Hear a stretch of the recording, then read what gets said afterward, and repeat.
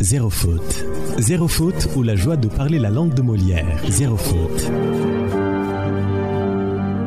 Bonjour, je m'appelle Mohamedou Fadil Ngorseb Diouf, en classe de CE2 à l'école élémentaire, ma première école, Djopel 4. Merci beaucoup, très cher Fadilou. Alors, nous nous régalons depuis le début de la semaine avec ces règles, ces classiques qui ont guidé nos premiers pas à l'école. Quel délice pour ce matin. Son et son.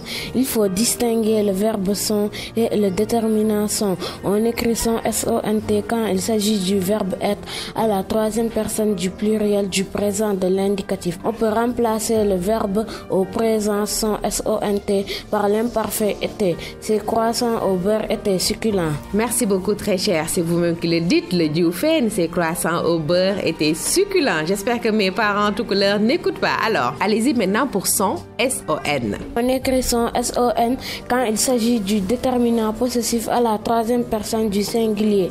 Oulimata a pris son croissant au beurre. On ne peut pas remplacer son S-O-N par était, mais par un déterminant possessif à une autre personne comme mon ton. Essayons avec la même phrase. Oulimata a pris mon croissant au beurre. Oulimata a pris ton croissant au beurre. Maintenant, Mohamed Fadilou, essayons de récapituler un peu. On écrit son S-O-N-T quand il s'agit du verbe être à la troisième personne du pluriel du présent de l'indicatif.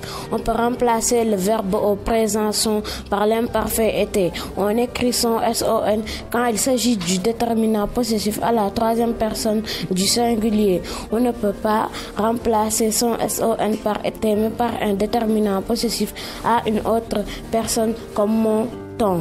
Merci beaucoup, mon très cher Mohamedou Fadilou. Merci, c'était zéro faute, le plaisir de la langue. Merci beaucoup, le plaisir de vous servir avec le grand Dioufène au bon croissant chaud le matin avec une tasse de café. Merci beaucoup, mon grand, merci. Zéro faute, le plaisir de la langue.